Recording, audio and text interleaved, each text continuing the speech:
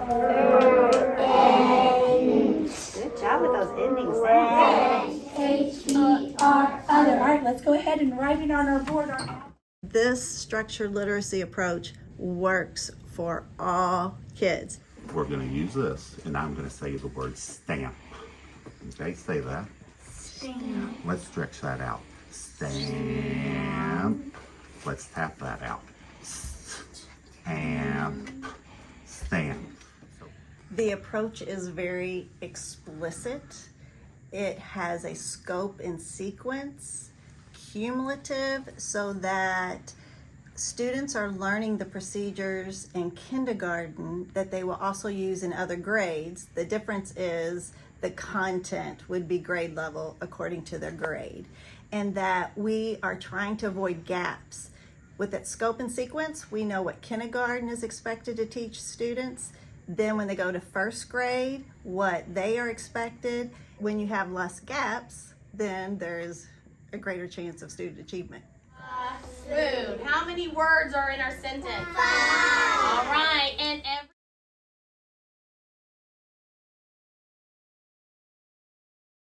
The balanced literacy approach and structured literacy approach, we should find things that we have in common. I believe both approaches believe the 5 components of reading, which are phonemic awareness, phonics, fluency, vocabulary, and comprehension. The difference comes with structured literacy is about teaching it explicitly. You know that's the lesson objective, you're going to do the activity, and you're going to assess it. You have resources to align with how you teach your instruction, the decodable books.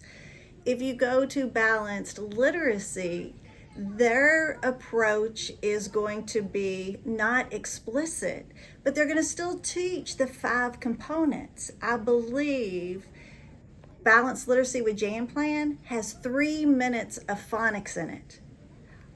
We have a greater emphasis. We address more time at the primary grades on the foundational skills. We still use fluency, vocabulary, and comprehension at the primary, but it's the read alouds. Remember, look here, speaking and listening. Then right when you're into first grade, listening, reading, and writing. They're now readers. They can start comprehending by reading. You're right with it, grot, but why is that a long O? Getting buy-in is the hardest of all the components of bringing structured literacy school-wide. And it takes baby steps, it takes time. First, you pitch the idea, then you find what we did. I found some teachers that I thought would really be open-minded and sent them to training and to give us honest feedback, talk to the other colleagues. Is this something we could consider? Then we had PD for everyone. We let people have an opportunity, in or out, where we have to do this. And I think having your own colleague have their child here and stand up at a faculty meeting and say, my child needs this. This is good for my child. You have that relationship, and this is good for all kids. And then reading, book studies. We read Natalie Wexler, The Knowledge Gap, and the teachers were going through the gamut of feelings. They could identify themselves in that book of, I used to teach this way. I let my students down. If I could only go back. I thought I knew there was a problem with the child's reading. I didn't know how to help them. And they are now on board. If everyone, I believe, is in it for our kids. My buy-in was on the personal level. I think I always believed in it. And then I have 4 sons, and my third, who is now in 3rd grade, I always knew he struggled and everything. And so really seeing him go through as a dyslexic child and seeing that he's in the right place. Like he's now on grade level and thriving And I truly believe it's because he is being taught the way that he should be taught. The vowel. The vowels, good. So we do our vowels, then we make our bridge, but then we have to decide. We can only have 2 consonants that go together in the middle, but we have 3. So I have to think, if I split it here, is it going to be pill, grim?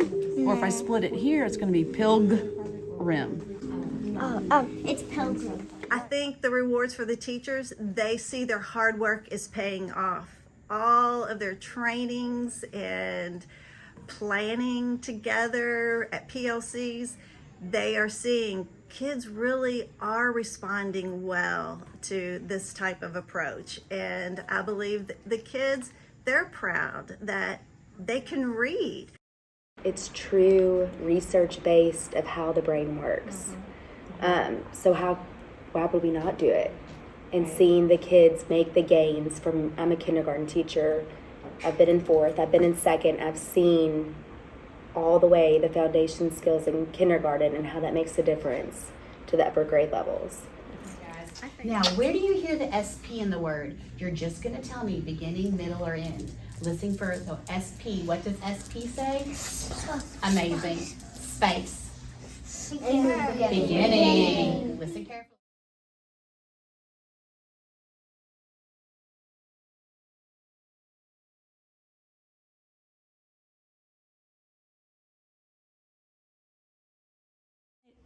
As I was learning it, I was like, I was actually interested. And there's so many PDs that I've sat through that I'm just like, oh, please don't make me do this. But I was, the whole time I was engaged, I was interested, I was listening, and I just could see it all, come together. And I like that it builds on top of one another. So you start at the simple skills, and then I continue to build once they understand that concept. But because it's cumulative and we constantly review, we keep reviewing and reviewing past skills because we're building on top of them with newer skills. It helps with long-term memory. Our test scores did show that our kids are improving.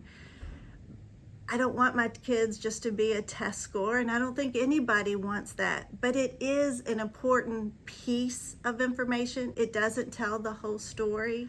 I would want you to see that how kids, they are happy here learning. Say it. Write it. Beautiful. Give me a thumbs up if you started it at the top. Okay.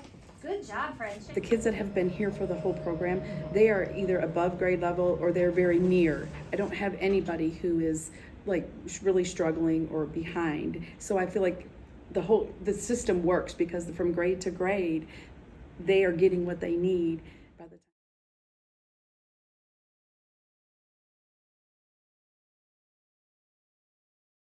Yes, in higher ed, universities need to get on the wagon of this is a good approach, and are your programs structured this way to help those future educators to go out and to be ready to help this new program.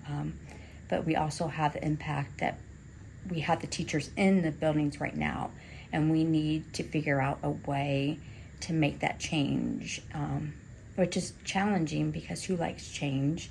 But I really feel if we have a buy-in, little by little, we can help struggling learners, we can help all learners as a whole. And it's a whole child concept of every teacher has great intentions. It's what is the best for them. The evidence in the science of reading is here.